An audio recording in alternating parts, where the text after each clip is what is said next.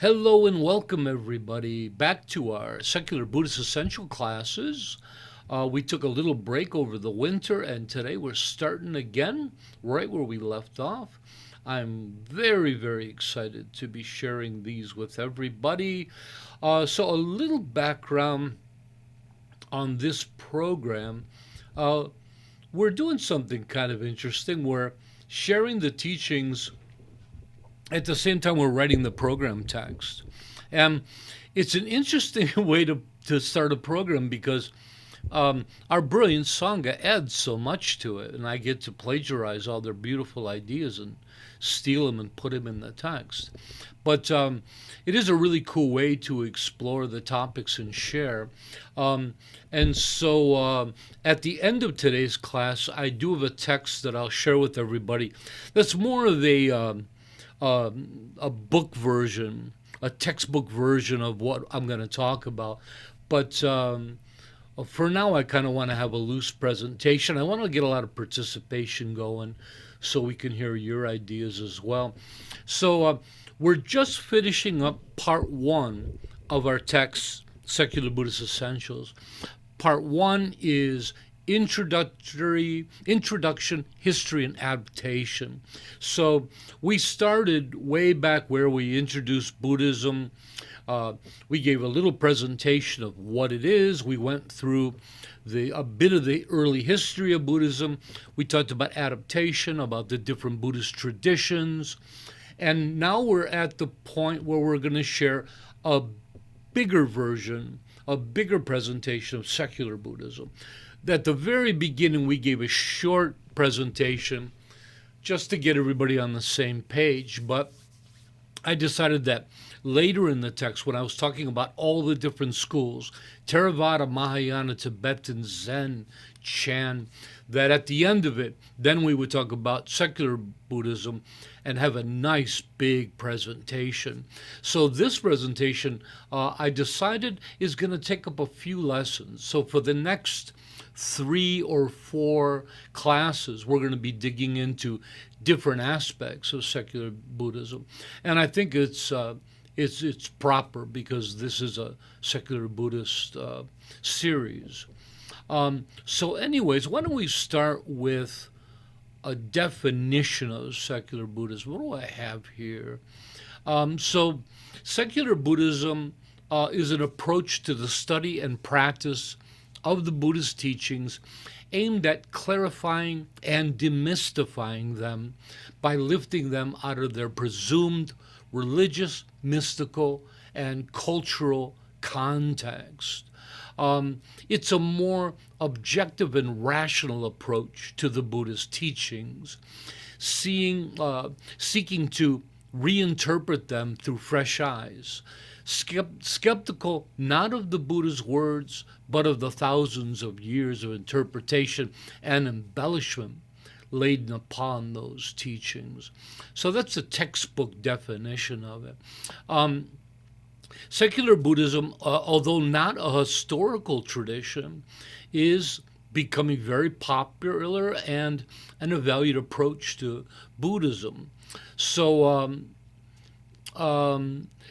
we look secular Buddhism is approached in a few different ways. So instead of just the traditions, we have Theravada, we have Mahayana, we have Tibetan Buddhism. Secular Buddhism in our modern age is kind of a new presentation, and so it's still finding out what it is, and there's still different ways of looking at it. So currently, secular Buddhism isn't just one thing and one belief system, and instead there's various schools and teachers that present it differently. Of course, the modern father of secular Buddhism is Stephen Batchelor. Everyone here, I think, knows of his brilliant, brilliant work.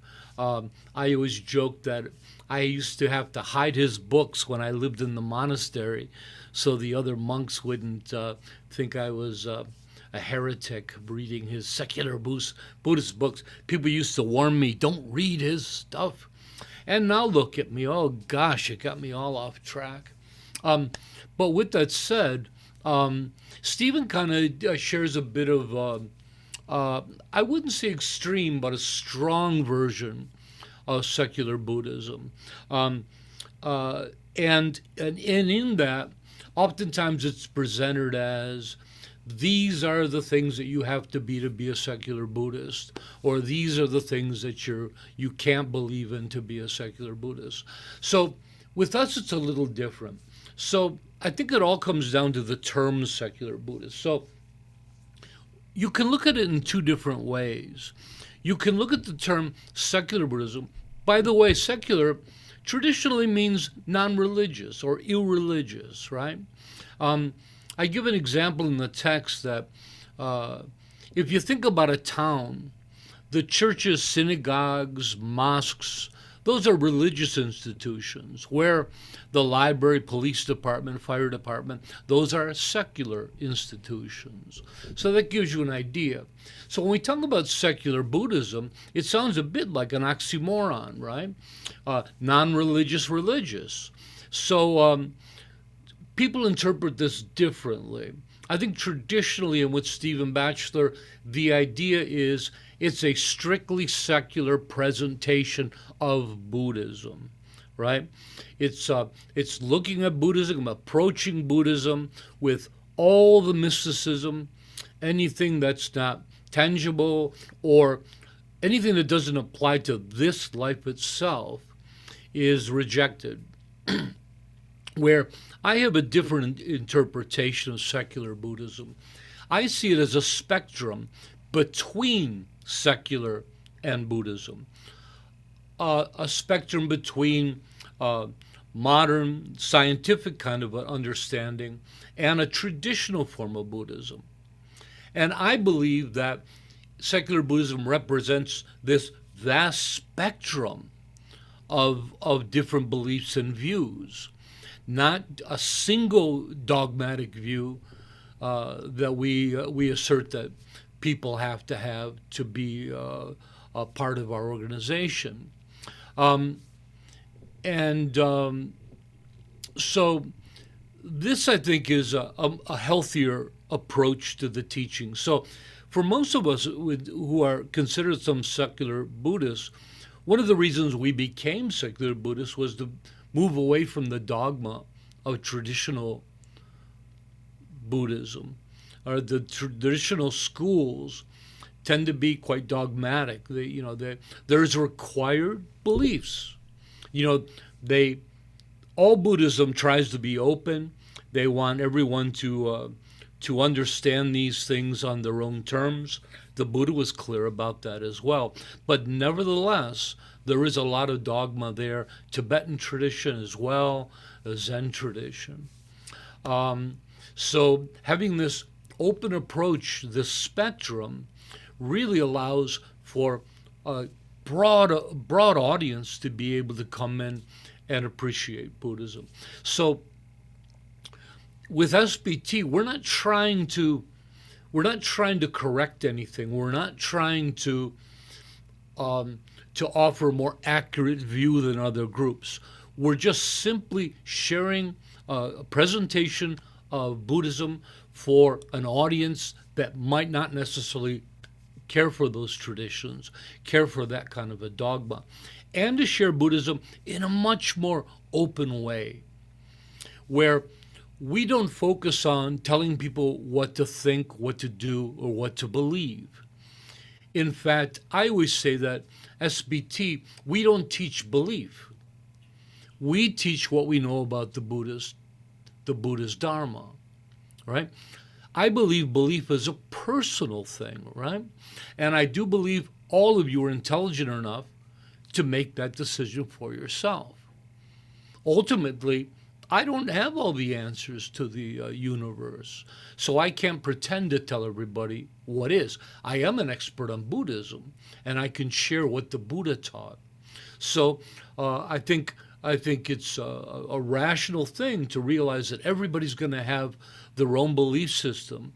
There's certain qualities of Buddhism, certain concepts that some are comfortable with, others might reject. and there's many different. So we approach it like that. And I like to, Stephen Batchelor mentioned that secular Buddhism was a big tent that allowed many different people. So with us, everybody's welcome, regardless of the Buddhist traditions they're in, what religions they are. We have Christians, we have Muslims, we have pagans in our group, we have Wicca in our group, we have Native American folks in our group, Jewish folks in our group. That's unimportant to us. What we do have in common is we all have a great interest in the Buddhist teachings and the practice. So that's what brings us together and binds us. We're also all open-minded, and we don't get into dogmatic arguments about who's right or who's wrong. Again, that's personal. So some may ask, where does secular Buddhism get off believing that they can have authority to say this and that? And the answer is from the Buddha himself. The Buddha, in his own words, gives his assurance that our own logic, our own reason, our common sense are valid and reliable tools for discerning the truth for ourselves. And I have some slides for you because I know this audience appreciates pictures. I'm just kidding. So, got some great Buddha quotes. Do not go upon what has been acquired by repeated hearing, nor upon tradition, nor upon rumor, nor upon what is in Scripture, nor upon the consideration, this monk is our teacher. Rather, test ideas with your own common sense, and when you yourself know these teachings lead to benefit and happiness, adopt them. And if you yourself know they lead to harm or ill, abandon them. That's a very, very famous Buddhist quote I'm sure you've all heard. You've probably heard this one as well. Just as a goldsmith would test his gold by burning, cutting, and rubbing it, so must you examine my words before accepting them, but not merely out of reverence for me. One of the old Tibetan prime ministers, Sabdong Rinpoche, used to say, there's no place in Buddhism for blind belief. Everything's investigated. Here's another by the Buddha. That which is passed down by tradition may be learned well or learned badly. It may be true or it may be otherwise. Only if a spiritual life leads to the ending of suffering is it of true value. Isn't that beautiful? You are your own master. You make your own future. Therefore, discipline yourself as a horse dealer trains a thoroughbred. The Buddha often used the horse trainer as an example. And I remember when I first got into Buddhism, I was a bit put off by this idea that I needed to be trained.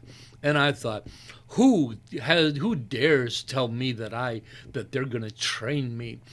And I actually had the whole thing wrong, and I realized that in the sutras, when the Buddha's talking about the horse trainer, he's talking about you being the trainer, and the horse is your own mind. So we talk about training. More palatable for Westerners would say, it's up to us to develop our own minds, just like we would develop a thoroughbred horse to be the best he could be. So I reflect on that often, how outraged I was. How dare you say I need training? But often the Buddha would talk about that. And the Buddha talks about the path as being a path of training. And I think this is the last one here. Oneself is refuge of oneself. Who else indeed could refuge be? By good training or development of oneself, one gains a refuge hard to gain. The word refuge, for some of you that don't know, refuge is like taking refuge in a doctor for when you're ill, or taking refuge from a storm. It's a place to go to for safety, for assurance, for developing oneself, right? So one of the first ceremonies in Buddhism is taking refuge, and but here I think it's important that the Buddha says, take refuge in yourself. He's showing that we ourselves are important, right? And yeah, good. All right, thank you. We ourselves can use our own intelligence to understand the path and how it applies to us. The other thing that always got to me in the monastery is that they see everybody as having the same mind. They train to one archetype of students, right? One mindset. And if you don't fit into that, if you have problems with that, well, then it's your problem. There's something wrong with you, and you're asked to go somewhere else. Where in nowadays in modern science we realize, well, there's a lot of different types of minds and intelligences and talents as well. And so with our group, we really take that to heart, and we respect and appreciate different minds, different dispositions, different study styles, and we teach to the student instead of demanding the student fit into some kind of a curriculum for us. That's kind of nice. Oh, and then the term secular. Hey, what do you guys think of secular Buddhism? What does it mean to you? And do you like my definition of it? Do you like the idea of secular Buddhism as purely secular, purely rational account of Buddhism? Or do you like the idea of it being a spectrum between secular and traditional Buddhism? Troy, please. So this is actually the phrase, test this is kind of the thing that brought me to Buddhism because I just never ever came across anything go, you should believe this. And all of a sudden it's like, well, test this. You don't have to. I was like, I've never heard that before. And that's the And phrase e paseko, where the yeah. Buddha would say, "Come and examine this." He And wouldn't say, "This is the way things are. Listen to me, or you'll burn in hell forever." Yeah, very and nice, Troy. plus I come from like in massage lately, a lot of the advanced massage come from osteopaths are the people that have brought those newer techniques, the more advanced technique. Plus, a lot of the guys that trained me in martial art had medical training. So they had that kind of like, you test this mind. It's like it's like, yeah, if such and such did this, yeah, but does it work? It's like one of the concepts is you block above the elbow, because if you don't block above the elbow, you eat an elbow. Um, and Excellent. so but the first thing is like, I remember like the one thing, what was he used a string instrument. It shouldn't be too tight. It shouldn't be too loose. But that first line, it was like, test this. I was like, I've never heard a spiritual teacher say test anything. That's right. See if it's true for you. Thank you, Yeah, Troy. thank you. I almost forgot that you were a misogynist. Oh, Ethan, Mr. Namdak. But that was a joke. Hello, Namdak. Yeah, well, hello. I do appreciate the uniqueness in Buddhist teaching that nothing's taught in the sense that you have to believe it, outside of your own personal like evidence that you've observed. That the teaching always uh accepts that you have to kind of see that for yourself and observe it for yourself, like direct experience, rather than just simply believing in something because you were just told that. So I, That's I right. appreciate that approach that the Buddha took, and I think that the approach that you take is compatible with that. I do too. Yeah, the idea is like when you're holding the truth in your hand, you don't have to sell it. They would say when you're holding gold in your hand, you don't have to sell it. Yeah. Thank you. One more, please. No, I just wanted to say that I like that SBT um, is open to um, everyone, and that we're open to learn and grow here, and that all, we have all different kind of not only Buddhists, but different people from different backgrounds and religions. And that, when I came here, I didn't know what secular Buddhism was. Um, but I like the fact that I can I can learn about all kinds of Buddhism here and not feel like I have to leave here, or you know what I mean? This can remain my home and family and still continue to grow in Buddhism. Oh, that's beautiful. Thank you. Um, on that note, yeah, when we talk about if we're trying to demand or we're trying to assert what secular Buddhism is, what to believe or what not to believe, um, it gets kind of complicated because there's a lot of mysticism in Buddhism. Not everybody would necessarily agree with it all. Where some people are comfortable with the idea of rebirth, it's part of their belief system. Most of us don't know about rebirth firsthand. Um, Other people reject that, but like myself, I currently have a loose belief in rebirth. But the reason I'm a secular Buddhist is for all the other mysticism that I have trouble with, like mystical creatures and these different realms of existence, serpent gods that controlled people. There's all kinds of mysticism and stories in Buddhism. So not everybody's gonna be on the same page with what to believe and what not to believe. But if it's open and people can decide that for themselves, I think it's a lot more accessible to everyone. Yeah, David. Yeah, if if SBT is a spectrum between traditional and secular, is secular Buddhist tradition a good name for us? Shouldn't it be, I don't know, TradSec or something that indicates the full spectrum rather than just one? I think about that all the time, and we're going to talk about agnostic Buddhism in a little bit. I often think agnosticism might be closer to it, but it's not a thing. Secular Buddhism is a movement. I think we definitely fit into it. I mean, that's the guiding force behind it all. Just that we're an open form of secular Buddhism is the only difference. And Jason agrees. He likes the idea of the spectrum. Wangma, did you have another question?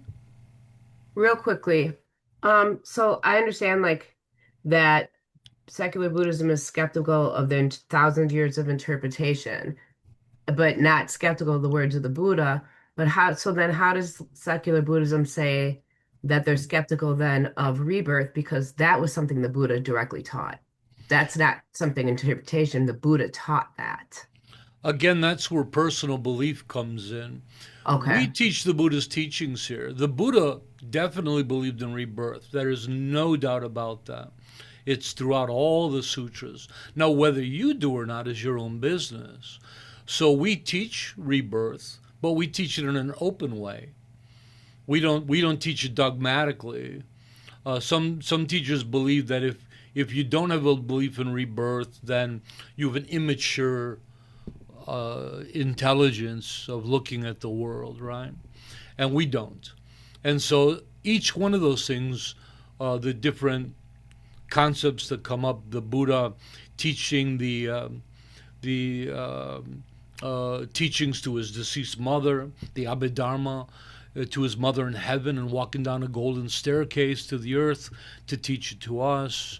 These are things. Abhidharma was written hundreds of years after the Buddha passed.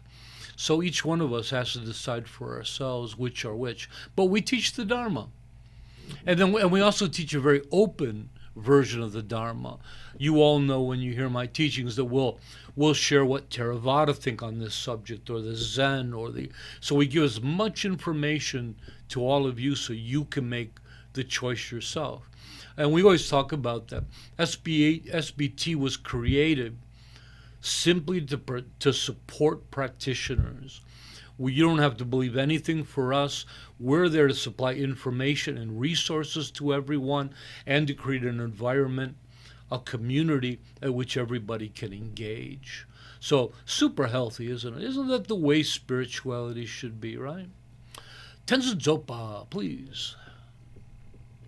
Hi. Yeah, I was gonna say it's like a secular society, right? Like it's the management and principles, allowing the individual to choose their beliefs and not enforcing it as a society what you believe. So it's less to do with like secular, as in like refuting anything that's supernatural or mystic, but rather it's allowing others to believe what they want to believe.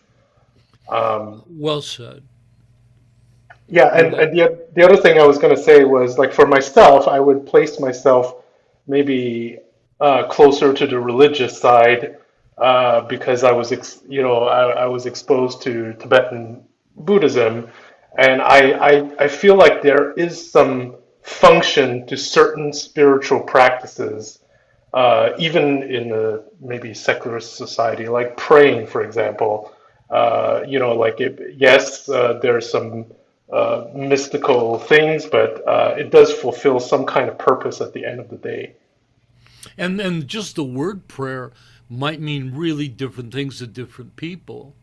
In Tibetan Buddhism, we always use the word pray, but we never prayed to a deity, right? It was always it was more affirmations. So we use the word affirmations. But you're right. And the thing that holds SBT together is our curriculum. Our curriculum is an unbiased presentation, as unbiased as we can, of the Buddhist teachings in a very, very open way. And of course, you see that we have lots of participation from our Sangha to share their views. But it's an open presentation that's non dogmatic, and that's what binds us together. It's the middle ground. But within that, everyone has the freedom to believe what they want to believe. And that's really why we started SBT. Hey, thank you for all of that. That was wonderful. And so, also the term secular can be understood twofold, as first as synonymous with non-sectarian, meaning a non-partisan or impartial view, open to the various forms of Buddhist thoughts and including non-Buddhist disciplines like science, philosophy, and psychology. And secondly, as an approach to the Buddhist teachings that demystify its more religious, mystical, and cultural aspects. Um, it's important to remember that, as far as I'm concerned, secular Buddhism is not a set of specific beliefs or doctrines, nor is there any single group that represent it, meaning that different teachers and groups can all have their different views and presentations. Lovely. So, His Holiness the Dalai Lama, one of the things that got me involved in secular Buddhism, first I was reading Stephen Batchelor's books. I've read everything he's written. I'm a huge, huge fan. And I had the good fortune to spend some time with him in South France at his home, and went through some classes there and in London, and got to know him a little bit. And so I started with that. But I think what really solidified my belief in secular Buddhism was the Dalai Lama's book, Beyond Religion, in which the Dalai Lama, I think it's safe to say, propagates the idea, gives us permission for students to practice secular Buddhism. And I was really amazed by that. What an open-minded, beautiful presentation. And it still is one of my favorite books. And a couple quotes from it is that it's okay to study Buddhism secularly without studying it religiously. for creating mental discipline requires no faith commitment. Additionally, religion is useful to the spiritual life, but not indispensable. And lastly, the Buddhist teachings is that you are your own master. Everything depends on you yourself, by the Dalai Lama. So some hold reservations about secular Buddhism and how. I always tell the story. I was in Ajahn Chah's monastery in Ubon, Thailand, spending some time, and I became good friends with the abbot. And at one point, he found out that I was a secular Buddhist. I knew not to bring it up too early. And he said, if I knew you were a secular Buddhist, I would have never opened the gate for you. So that was a strange turn. I was there learning Theravada Buddhism, by the way. But some people believe that secular Buddhists are arrogant, believing that they have the authority to present a unique view of the Dharma that's contrary to established views or traditions, and they see secular Buddhists as heretics, that we're somehow trying to alter the Buddhist teachings. Often they accuse us of trying to fit them into a modern perspective, that we're not following the Dharma, we're trying to change the Dharma for our perspective, and which I find completely incorrect. In my experience, I find secular Buddhism that it possesses a very pure intention.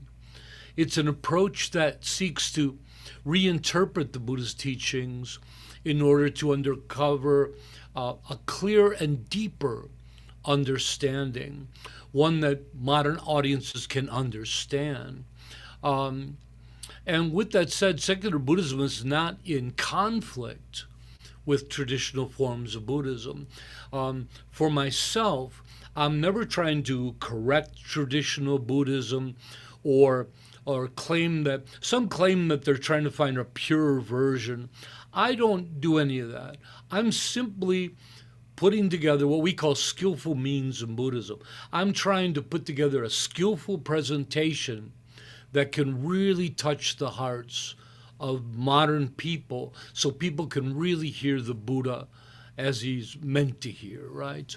That they can relate to it. And instead of being in conflict with traditions, we're actually the opposite. We're indebted to them for their work in preserving and propagating the teachings. One thing we don't do is we're not preservists, so we're not there preserving the ancient texts. Without them, we couldn't do our work, so I'm in awe of them. And I have friends in all the different traditions. They're all softening up to the idea. I think originally Batchelor asserted a pretty strong stance where he really rejected a lot of the foundational aspects of Buddhism. Now, there's caveats because, his true view on them has to be understood. But originally, he rejects rebirth and karma. And later he actually openly rejects the Four Noble Truths. So as you can imagine, a lot of Buddhists would have problems with that, where our view really coincides with established outlines of Buddhism. We don't have a problem with that. And nowadays, what we're really trying to do is trying to reinterpret the Buddhist thought and the need for it, because nowadays we have an amazing wealth of new knowledge and methodology that's available to us.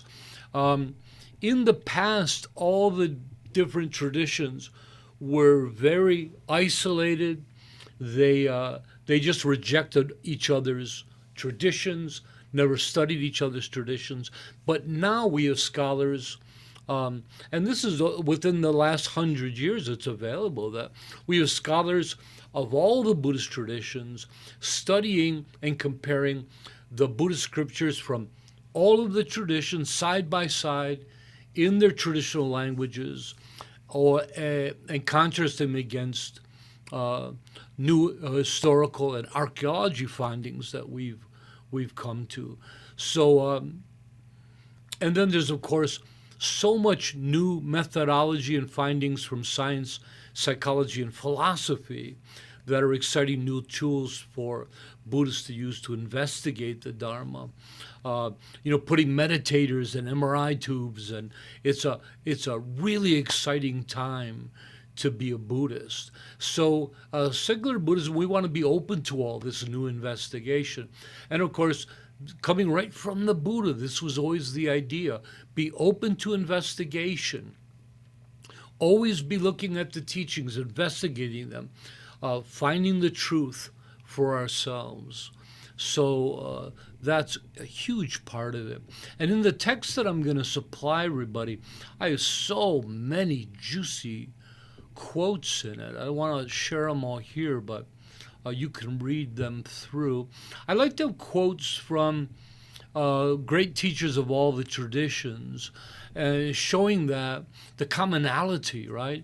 And these great, often progressive masters, everybody's moving in the same direction, and I think it's more of a secular direction. The truth is, modern Buddhism exists as many interpretations of many traditions.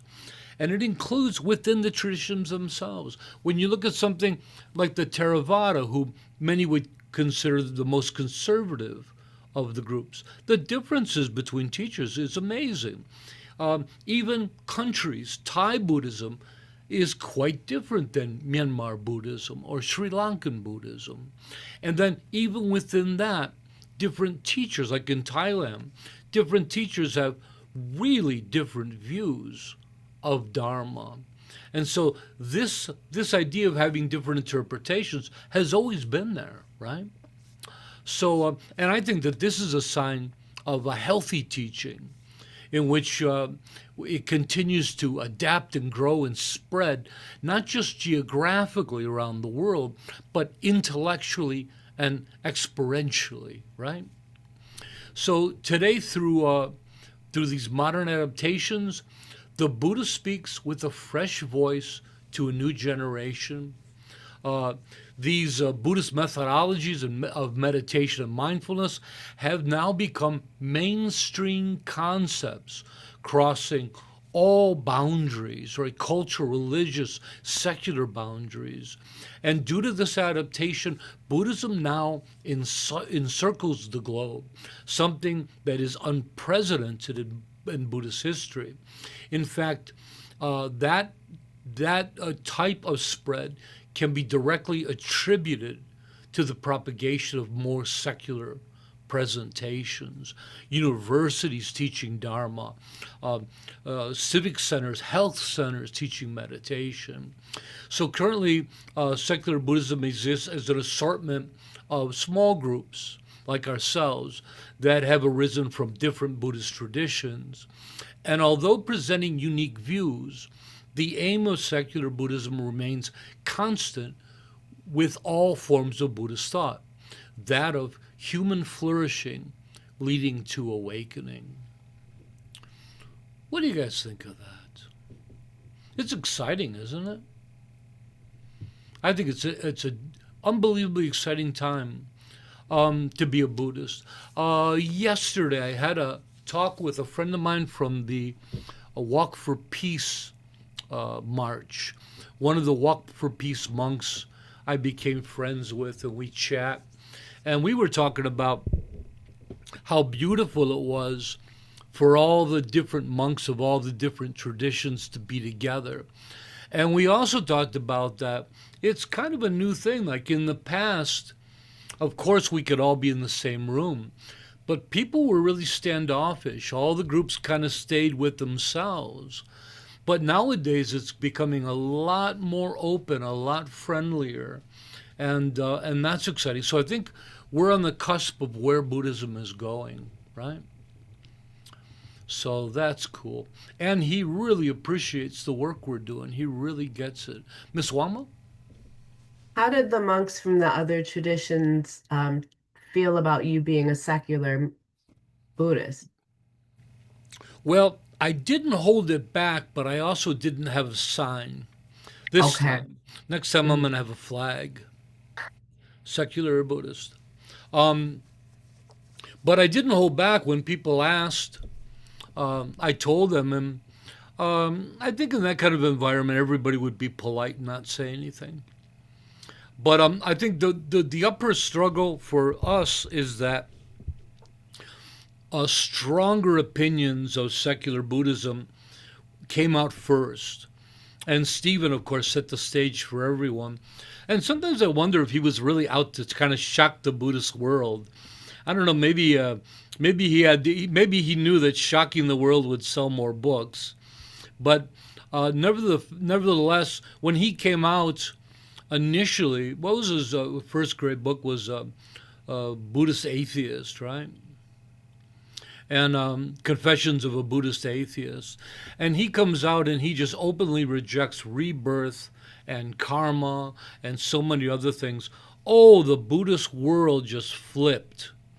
And he did all kinds of videos with traditional Buddhists fighting over these topics.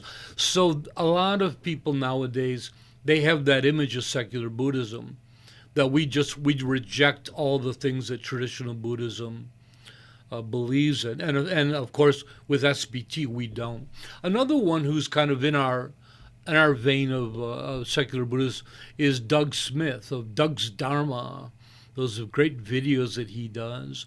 He is basically, I think, very similar view to the ones we have. But Stephen, in his book when he talks about secular Buddhism, he does a bit of a checklist. And to be a secular Buddhist, number one, that you believe Buddhism is aimed at this life and this life only. So there's not much of a choice there. And then he has quite a checklist of what you're supposed to denounce in it all. So I appreciate his work, but I don't like people telling me what to do. So, Kempo, please. Yeah, I personally think that this is how even Buddha wanted it to be. He never answered questions like what is God or and reincarnation was common belief at that time. And he even changed that definition. It's not reincarnation; it's rebirth, which was like atheism. It was like a heresy. That's all. I agree with you. I really do think that we have well, I wouldn't say a more authentic view, but I like the idea that we're getting back to that openness that I think that the Buddha shared. Yeah. Nandak, please. Yeah, well, so I hopefully this is on topic, but a quote I'm paraphrasing that the Dalai Lama said. I think a reporter asked him like, what if modern science disproves some aspect of Buddhism, and then um the Dalai Lama said something like, well, we don't abandon science, we abandon that disproved practice or He something says like we that. go with science. Yeah, so I mean, That's right. but the point I'm making with that is that even within the more religious traditions, there's still a little bit, there's at least a small little bit of secularism already still within that, even the more religious practices, I think, or more religious traditions. There is. And a lot of the more religiosity um, doesn't come so much from the sutras as just culture. So me and Yeah. my monk friend, we're also talking about that. Like in the Theravada tradition, the culture around their beliefs are so dogmatic about how you interact with monks and how you do, and most of that's not in any of the Buddhist teachings. So yeah, there's a lot to go through. Thank you, Ethan. Zopa.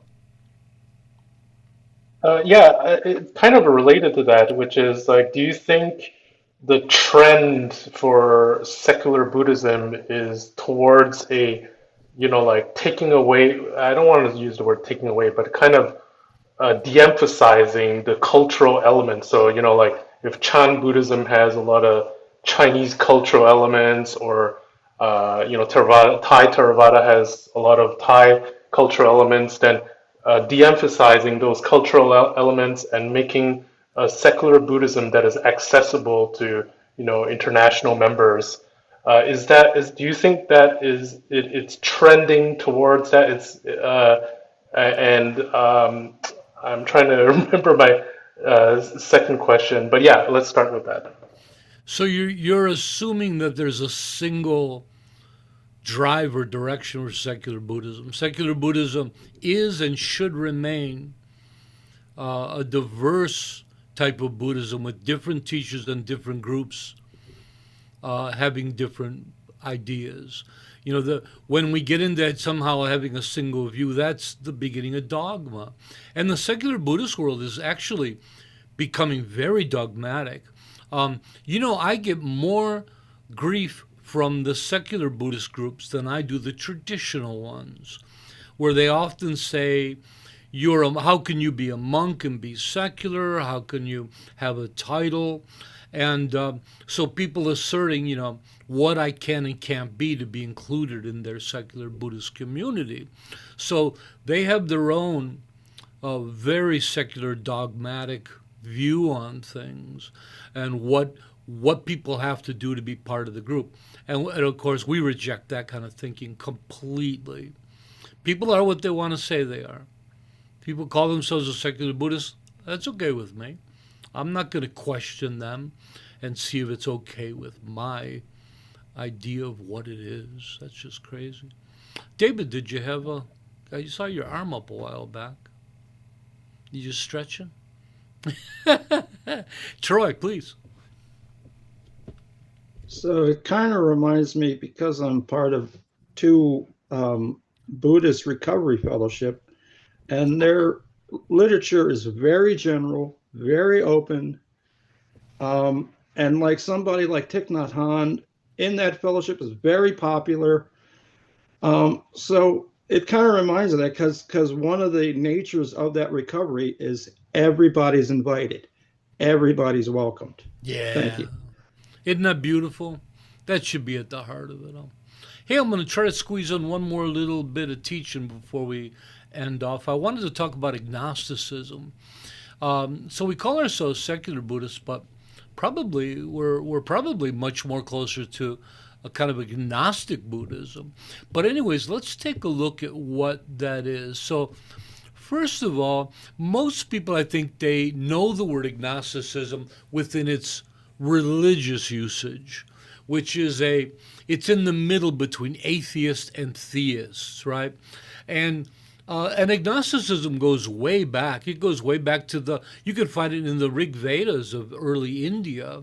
But it's the idea that people believe there's not enough evidence to really decide whether or not there's such a thing as God.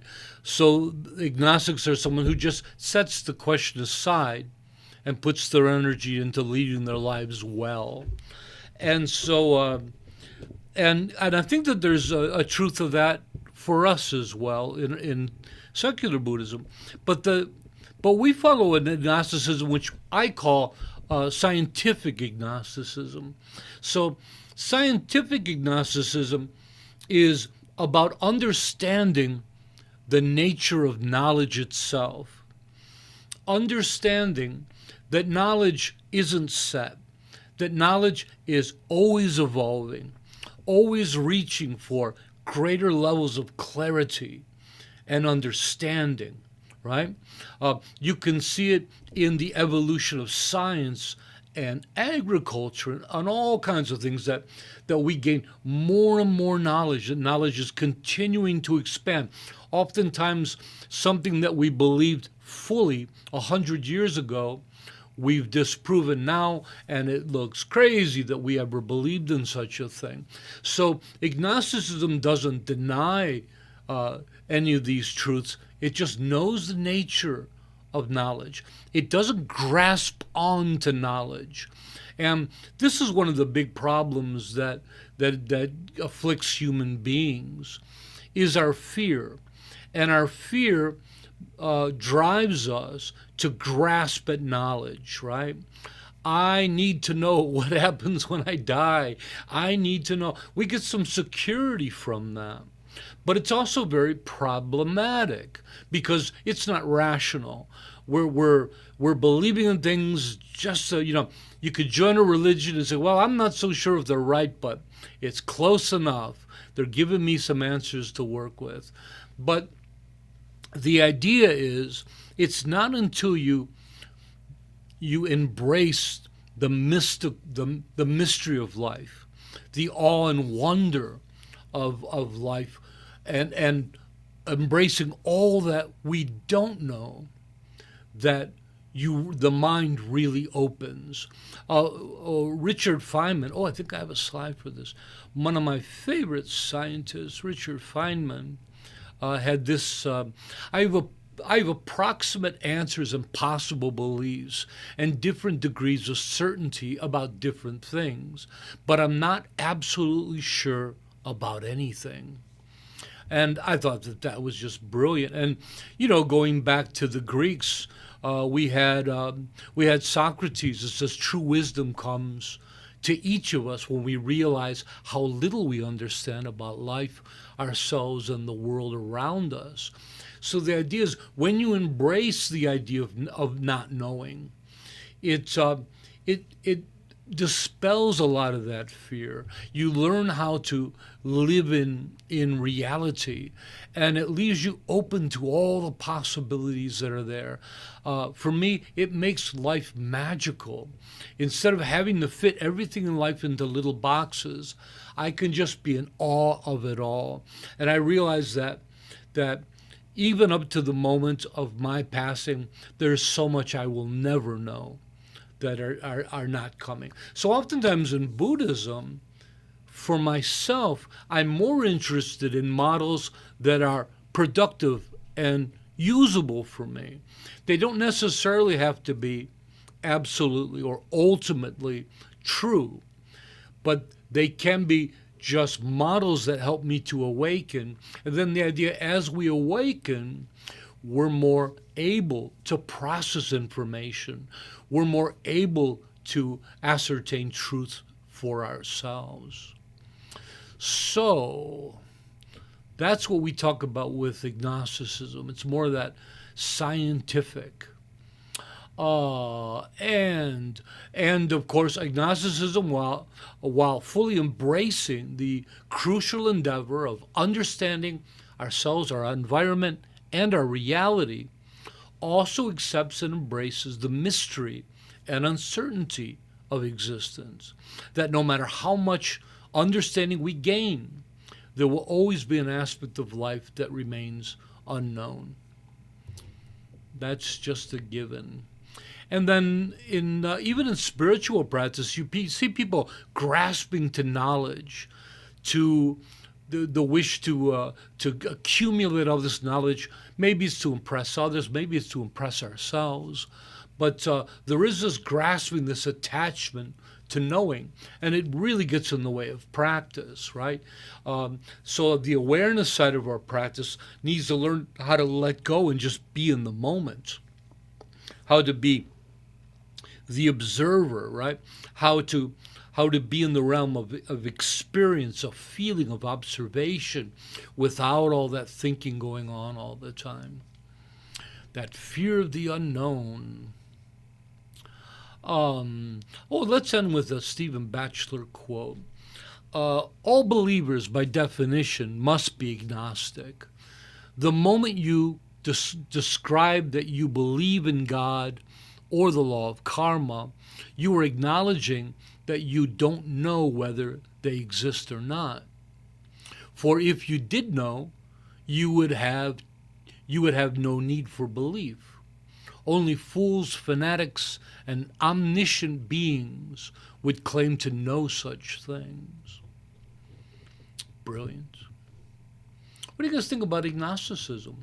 Is that comfortable? I have a quote in there that says,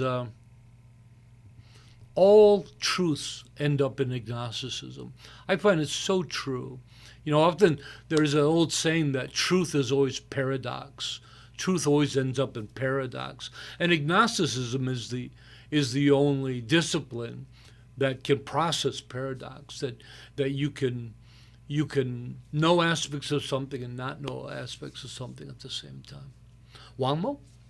Yeah, I can agree with agnosticism, but when it comes to karma, I mean, cause and effect, I mean, that's pretty obvious, right? I mean, does Well, anybody argue cause and effect? well, the argument is how people define karma. I think for Batchelor, he sees karma as directly related to rebirth, that karma is the force of rebirth. Well, where we teach karma, as you mentioned, as a natural universal property of cause and effect, of momentum. So a lot of the distinctions there just have to do with different beliefs in these things. Like Okay. some secular Buddhists believe in rebirth, but only moment to moment. That our cells are constantly being reborn in every moment. That's clearly not what the Buddha was talking about, but it's a nice thought. So yeah, these topics can be quite complex, right? Padma.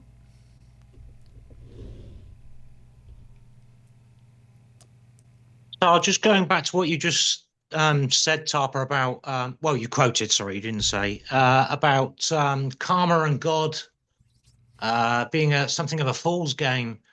I personally, I don't believe that it's a fool's game at all, and I see godlike traits in every single person at some point.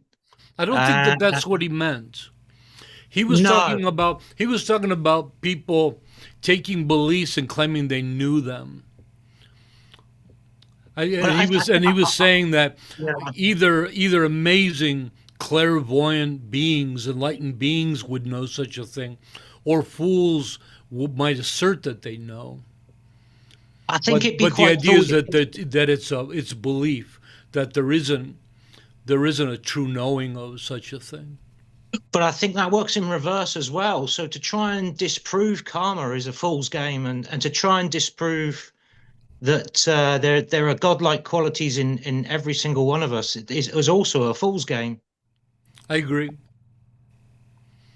Yeah, That's that's the that. idea of religious agnosticism, that you can't prove or disprove God. So it's something that you know should be set aside, and we should put our effort into more important things like taking care of each other, if that's your belief. Yeah. David. Yeah, I love scientific agnostic Buddhism. That works perfectly for me. So I'm going to call myself a scientific agnostic I'm Buddhist from now on, if that's okay. going to call you David. Yeah, okay. And so the next couple of weeks, we're going to talk about deeper subjects. We're going to talk about, I think next week it's going to, let me take a peek. I think it's spirituality. Yeah, next week we're going to talk about spirituality in relation to secular Buddhism. But there's some really fascinating topics. And at this point of the text, I really wanted to dig into explaining secular Buddhism to everybody.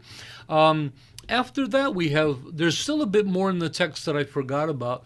Some of them is modern, the nature of Buddhism in the modern world. I have some material on that. But at some point, part one will be finished. Part two is going to dig into the Buddha's actual teachings, where we get into all the juicy stuff: Four Noble Truths, emptiness, self, and so that's some heavy material. So we got lots of cool stuff to share, and then the hope is by the end of the program we'll have a nice text to share with everybody. Maybe shop around. Did you enjoy yourselves? I had a lot of fun sharing it with all of you. Hey, that is very, very cool. So, hey, what's going on this week? Tomorrow we have a mind training or heart training program at 1600 UTC with our dear friend Tenzin Tarpa. It's a 6-week free program every Monday. Everybody can come. It's an easy program. You get a contemplation that you work with for the week, and each week you get a new one, and it's supposed to create the altruistic mind of awakening, which means open your heart and mind to compassion and love. And so that's available to everybody. This Saturday, we're starting our meditation series for spring. And this Saturday starts level 1, Introduction to Meditation. It's an awesome program. Again, it's free. It's at 1900 hours this time. Every Saturday, I teach that. And that offers a lot of really interesting material on meditation you might not have heard in other places.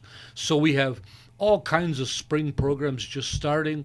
Very exciting time to be here. And I'm thrilled that you all made it. So with that said, why don't we end today's class with our altruistic affirmation. May all be healthy, may all be prosperous, may all be well, may all be present, free of past regret and future worry. May all abide in constant appreciation, which is the source of great joy and contentment. May all realize their true nature and the true nature of reality, which is awakening. Thanks again, everybody, for joining me. I'm going to post the recording of this online, and also I'm going to post the textbook presentation of this online for you to read. Okay, see everybody tomorrow. Bye-bye. Thank you, Tenzin Thank Tarpa. you. Thanks Thank so you, much. Venerable Tarpa.